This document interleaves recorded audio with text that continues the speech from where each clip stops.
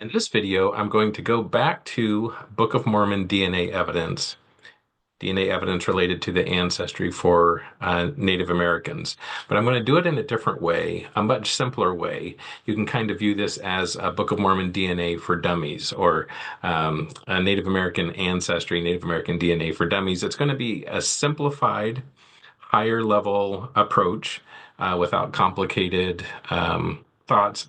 But what I'm going to do, if you'll go through this, should be in 15 easy minutes. Simple. I will help you understand the key differences and distinctions in the four different camps of thought related to Native American DNA. And it really does come down to just a couple of key differences, a couple of key assumptions, and which is why, and which is the source of the different camps, the different arguments related to Native American ancestry and what it shows, what the DNA shows. I think if you listen, you'll understand Native American DNA supports the Book of Mormon, why it's consistent with the Book of Mormon. You'll be able to understand the differences there, and you'll be able to then be able to better navigate, understand, and address when you see contrary information. So I'm just going to share about 10 short slides here. I call this Native American DNA, compare the four main theories that are out there regarding Native American DNA and Book of Mormon DNA.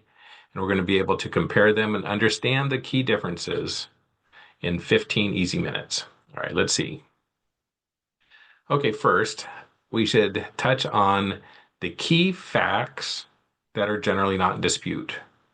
Whether you're LDS, Mesoamerica, Heartland, Christian, non-LDS, creationist, mainstream, atheist, secular, there are some facts about Native American ancestry and DNA that are generally not in dispute because it's pretty well shown by the scientific evidence. All of the camps, LDS, non-LDS, Heartland, Mesoamerica, all of the camps generally agree with these four main facts. One is that there were ancient civilizations in the Americas who were ancestors of modern Native Americans. That's pretty much indisputable. Second, much of Native American DNA, it turns out, did come from Asia anciently, likely across the Bering Strait. This is shown pretty well in the DNA and in the archaeological evidence. Now, the key there, though, is that quote word anciently, because there are differences of opinion as to when they came over, whether anciently means 1,000 years ago, 2,000 years ago, 3,000 years ago, 15,000 years ago. That's the key. There is general agreement that much of the Native American ancestry did come from Asia, likely across the Bering Strait. However, point three, it is also indisputable that many Native Americans do also have some non-Asian DNA. And then the question is, well, what does that mean? And this will be one of the key points of contention as to whether that non-Asian DNA that shows up, is that from the Book of Mormon, Lehi's party, Mulekites, Jaredites, or something like that? Is it some other group that came over? Is it only stuff that came over post-Columbus? Is this other non-Asian groups that joined with Asians and came across the Bering Strait? That's the key question. But it's really pretty much indisputable, even among all the different camps, that much of Native American DNA did come from Asia anciently. When is the question? And that many Native Americans do also have some non-Asian DNA. The source of that is the question. And that's that last one. How and when this non-Asian DNA came to the Americas is not clear from the DNA itself. So you have to look at other evidence, and that's where the key camps come from.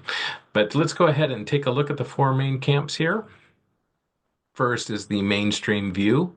This would be held by most of the world. Most non-members of the church would take this view. Many members of the church will take this view.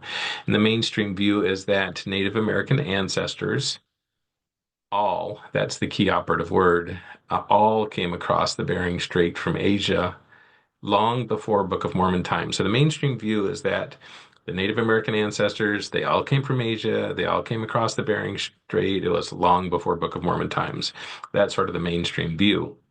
Now, it is indisputable, like I said, that there is non-Asian DNA found in Native Americans. That doesn't fit this view.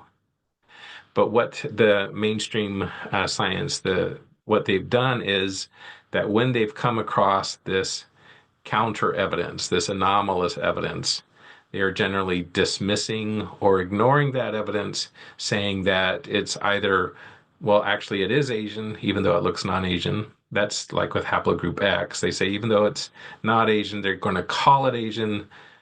Even though the closest relatives are in the Middle East, they're going to stay. It still came from Asia. They must have, yeah, Middle East before, but then they came to the Asia and joined with the Asians and must have come across the Bering Strait. So they take this non-Asian DNA and they either say, well, we think it was actually Asian, even though it doesn't look Asian, and actually came across the Bering Strait, even though that we don't have evidence or proof of that. And the second thing they do is for other non-Asian DNA that shows up, for example, with the patrilineal side, the Y-DNA R1b. When they some other of the non-Asian DNA that shows up in Native Americans, they say, well, that just must be recent since Columbus. So, in summary, the mainstream view is Native American ancestors all came from Asia. They recognize that there are Native Americans, there is non-Asian DNA that shows up. They say, well, dismiss or ignore it. Must have come since Columbus, or must actually really be Asian, or, whatever the testing shows up. It's really interesting because when you'll see the articles, you'll see this happen over and over again, where they'll say, must actually be Asian, must actually be post-Columbus. Maybe there are a lot more Jews when there was Israel, sort of Eastern Mediterranean Israelite type, Jewish type DNA found. They said, well, that maybe there are a lot more Jewish people that came over with the Spaniards post-Columbus, or, things like that. Or maybe I've seen some where they say, well, those Native Americans say they're pure Native American ancestry. They must be wrong or lying. They're not really, Native American ancestry. So they see the contrary evidence, but they stick to the theory. They stick to the paradigm. They say, well, all the other stuff must be, something else, right? It can't be another ancient migration. Okay, so that's the main view. Now, there is with the LDS, there's sort of the Mesoamerican view. This is also sort of the view that's reflected in the DNA Gospel Topics essay by the church. There's an LDS scientist named Dr. Hugo Perego. He was sort of the main author on that Gospel Topics essay. And his theory basically goes like this. So this is the second camp. Not very many people believe this view. It tends to be sort of the LDS Mesoamerican type groups that take this view. What they say is that they basically don't dispute or disagree with the mainstream view. They basically agree with the mainstream view that the DNA for Native American ancestry all looks Asian. But they argue that, well, Lehi's group was probably very small and mixed into a large existing ancient native population. They don't, in Mesoamerica, the DNA Gospel Topics essay doesn't say Mesoamerica, but this is the theory. And so it's not too much of a surprise that if you have a small group mixed in with a big group, you can lose that DNA over time. So they basically take and accept the mainstream view of the DNA. They don't really argue the mainstream view of the DNA for Native Americans. They kind of say, well, it looks Asian, but they say you shouldn't expect to see Israelite DNA. We don't really know what Lehi's DNA looked like, so it's not that much of a surprise that we don't see DNA. Don't look for the DNA, kind of move on. So that's that second view there. The third of the four camps is sort of the creationist Christian view, and a key proponent of this is Dr. Nathaniel Jeanson, and he works with the Answers in Genesis. He's done some videos.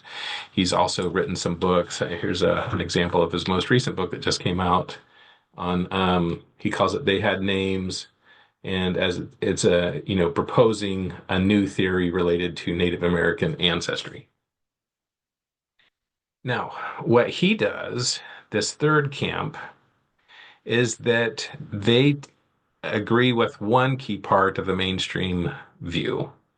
They say, well, the DNA for Native American ancestry does look Asian. They do think that the Native Americans came across from Asia, across the Bering Strait. However, they're open to some other later migrations. And the key difference he takes, though, is based off of creationism model. He argues that all of the dates are much more recent. So whereas the mainstream view is that Asians that came across the Bering Strait 16,000 years ago, whether it's 14, 16, 18,000, different people disagree.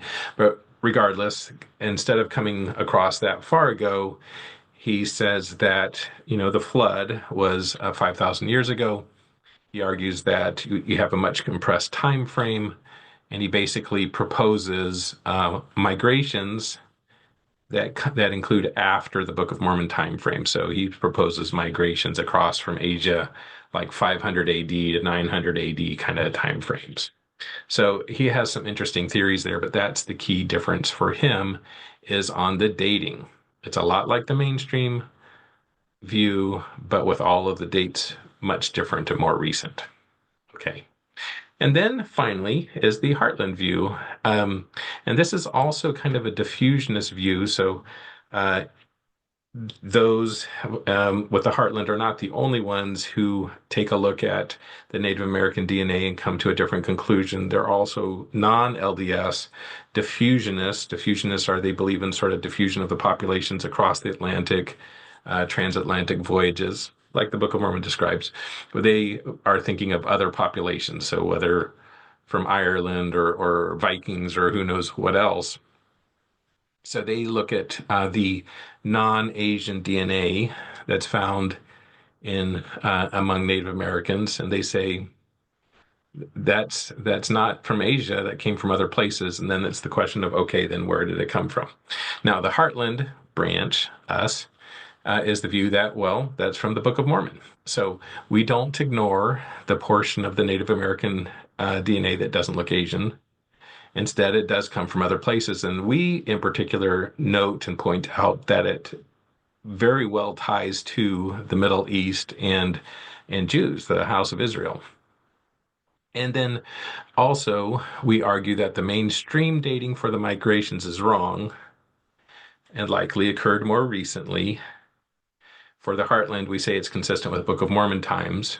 For non-LDS diffusionists, they might point to different time frames outside of the Book of Mormon, but all pointing to ancient migrations from places other than Asia. So those are the four main camps, all right? In summary, the main differences between the four camps. So pretty much anybody you hear that argues related to or gives evidence related to Native American DNA will fall into one of these four camps.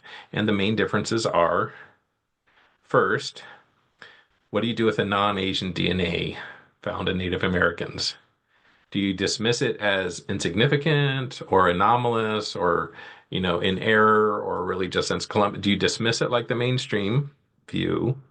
Or does it show separate migrations? And it really does show separate migrations. But that's the first key difference. The second key difference is when did those migrations to the Americas occur? Okay, wrapping up. So now you understand the main four theories related to Native American DNA, Book of Mormon DNA. And there you can just put them, I put them on a little quadrant here. So those that believe that things happened a whole long time ago, that's the mainstream view, and that it occurred just from Asia. So those that believe the migrations occurred a whole long time ago, that's a mainstream view. The Mesoamerican view doesn't really contest that. The only difference is that whereas the mainstream view thinks that it all came from Asia, the Mesoamerican view sort of adds Book of Mormon migrations but are lost. On the right side, the more recent view, you have sort of the non-LDS creationist view. They think there are more recent migrations. They think that they all came from Asia, just much based off a much more recent compressed time frame. And then you have the Heartland view, which is that you can't rely on the DNA for dating. We believe that they were more recent migrations based off of the Book of Mormon and some of the archaeology on when the civilizations occurred. And that there's the non-Asian DNA shows that there were Book of Mormon migrations. Okay, so those are the differences between the four camps related to a Book of Mormon DNA. Hopefully it wasn't too complex. Hopefully it was insightful. But if you just understand those key differences, then what it will let you do, regardless of your scientific background or not, but it'll let you kind of understand where those four camps are coming from and where those differences are. There's actually some real common ground on the data, which is that much of the Native American DNA did come from Asia, and that there is Native American DNA that did not, at least does not look Asian. And then there's dispute as to whether it really came from Asia or not, whether it should be ignored or not. Those are the key issues. And then the other main issue is the dating. When did they come to the Americas? Was it 15, 16,000 years ago, like the mainstream view says? Was it only 1,000 years ago, like the creationist view says? Or was it like the Book of Mormon says? And so understanding those key differences will help you understand the Native American DNA and the Book of Mormon DNA evidence and see how it is consistent and can support the Book of Mormon. All right, I hope you leave me any thoughts or comments, and I look forward to sharing more with you later. Thanks.